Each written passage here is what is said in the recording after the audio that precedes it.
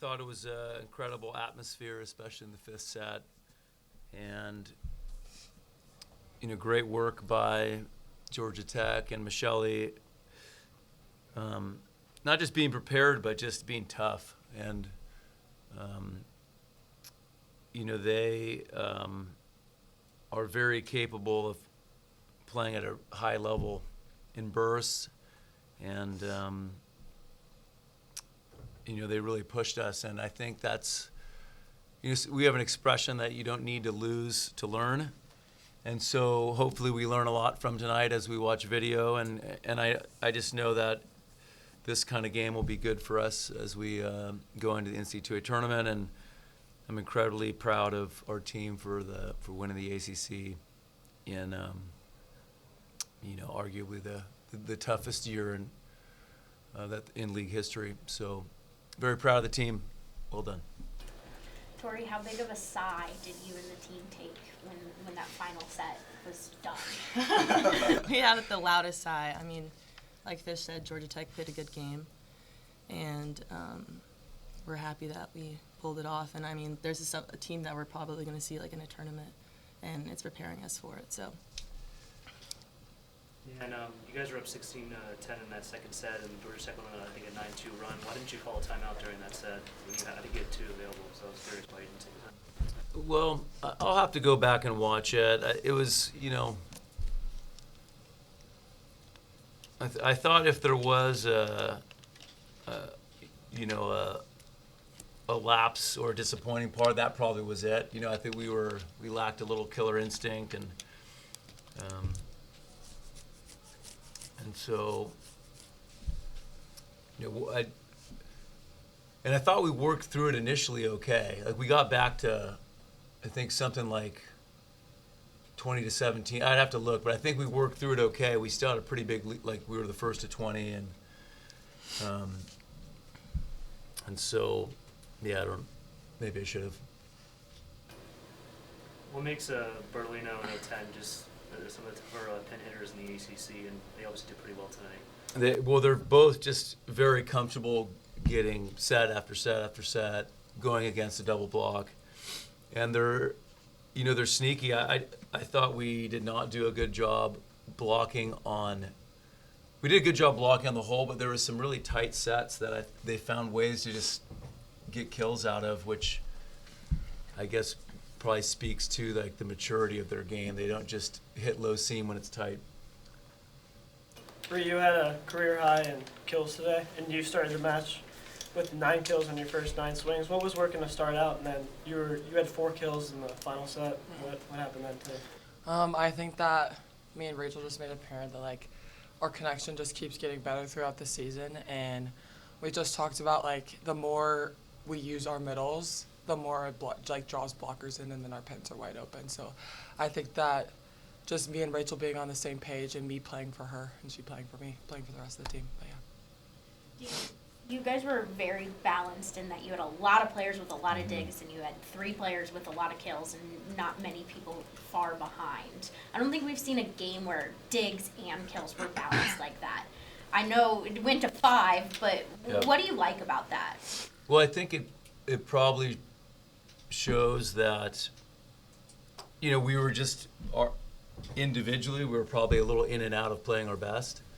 And I just think someone like Valeria tonight really was not having, her best match. And then she just was huge when we needed her in the 5th set. And that's something that's a message we're always talking about is, we don't want to be a bad day kind of player or team that we have bad moments, but then we can get hot at any time. And I thought Valeria really, she had some huge moments for us in that 5th set. Coach, you had a game before Thanksgiving, and then you had Thanksgiving, and then you have the game today. I mean, throughout the past week, you could say, this is what you would say, a time to, be thankful, especially with Thanksgiving and all that. Can you describe, maybe some of the things that your team did or what you told your team throughout just the 2 off days that you had?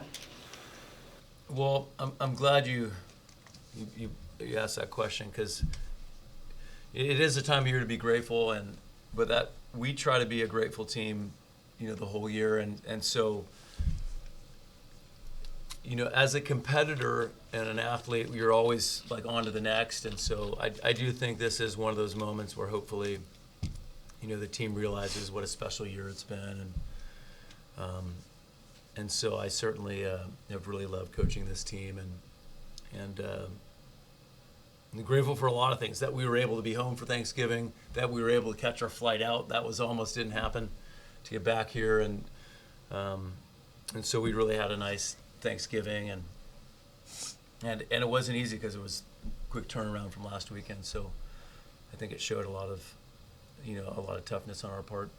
Tori, before the fifth set, you guys let out a very guttural scream. You heard. And I know that you guys have, you know, gone to the bathroom to scream before, but was it kind of one of those moments where you just needed to get out the excess energy? I mean, yeah, like, and I think it was just like a flip the switch. Swap and ramp is something that we always talk about. And, I mean, going into the fifth set, like, that's what it really matters. So we had a good yell and stepped on the court ready to go. Bree, what does it mean for this team to not only beat a really tough team in Louisville back on the road on Wednesday, but to come back here, play a really experienced team in Georgia Tech and get that win, especially with the NCAA tournament coming up next week? I think it just shows that we have grit and that our team is a type of team that doesn't let down without a fight. Like, you're asking, like, once you hear a scream like that from us, it's probably telling us, like, we're going to turn it on real quick. Like, just be disciplined, and I think just winning both of these huge games back-to-back is just going to prepare us for huge games in the tournament.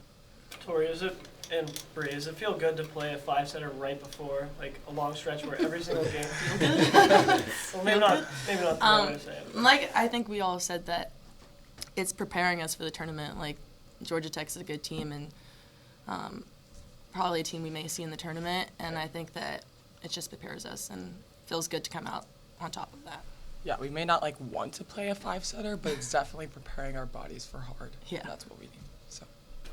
Bree and Tori, this game was full of, you probably don't even know because you guys were playing it, but just highlight reel kind of plays. I mean, Tori had the insane coverage and then the kill immediately after saves. Does that make a game like this more exciting when you have those crazy moments that get the crowd going? 100%. And then especially when our crowd does get going, it's like, oh, wow, this is going to be a fun game. But yeah, I think plays like that just drive us to just keep going. And we strive for defensive intensity. That's something that we always talk about. We want to be the team that out-digs the other team or just out-scraps the other team, so. Yeah, it's not easy to do that against Georgia Tech. Yeah, Their backward defense they is were pretty good. Yeah. Off the charts. Coach, you had some, rotations with Bree and Dahlia playing the front row. Yeah. Why were you going with that? Well, the truth is, we've taken Rachel out to have a more physical block at times, and I can't remember if it was 2 games ago when it was, but I put Dahlia in and had her block on the right, and Bree got mad at me and told me she should block on the right. So I am listening to Bree, and that turned out to be a good move, and she had some big blocks. And what set was that? The third. Yeah.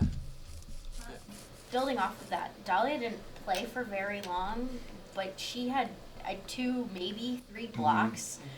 Just what does that say about not only her efficiency, but also just her future? Well, she's obviously got great size and good experience with the national team, and she continues to get better. And I think she has a ton of potential, and we're glad she's on our team. Dan, this is the 4th straight year you guys are going to 5 sets at home against Georgia Tech. What is it about this rivalry, about this matchup that just always so tough? I probably think the team is just so sick of me, feels like I'm just trying to scare them. But I think about how tough they are all the time, and I just every time it just worked out that we played so well at their place. But every time we play them, I'm expecting something really hard.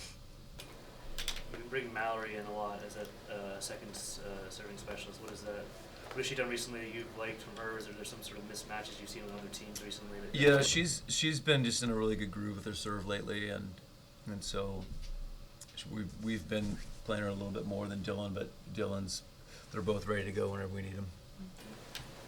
Saw Kat come in at times along with Emmy at the same time with two liberos. What went that decision? What were you trying to do? Well, there was, with the double libero, you can use them interchangeably, and Kat had made a few good defensive moves, and then a couple got by Emmy, so we just tried it to see if it was mostly against Otene when she had that sharp 4-4 to see if Kat could pick one up if it got by her block. Coach, Olivia had a triple-double today, and what does that say about her? Like, maybe she didn't have the greatest hitting night, but she still had 12 digs and 10 blocks. What does that say, like, everything she did on the floor for your team? Well, I think you just said it. Like, and I'm not trying to poke fun at you, but when you say someone had 18 kills but didn't have a good night, it's like, wow, like it just shows how high of expectations we have for her. But it's also probably says, just compared to maybe a year ago, she's so capable of helping us in so many different areas that it doesn't need to just be offensively. BRE and TORREY, building off of that, Olivia tends to have really big performances and really big games. And while, maybe her hitting percentage wasn't great, a triple-double in a game like this is fantastic. What kind of energy does she bring in those big matches that really not only escalates her, but elevates you guys as well? That's just Liv. Yeah. Like, Liv loves the lights, and I mean, I think that, like, even last year against Georgia Tech, she had a really big game, but that's Liv as a player. She goes off. Yeah. I just think technically she's always talking at the net, and like without a doubt you'll know she'll get a kill if the ball's coming to her. So she's amazing, and I'm super proud of her.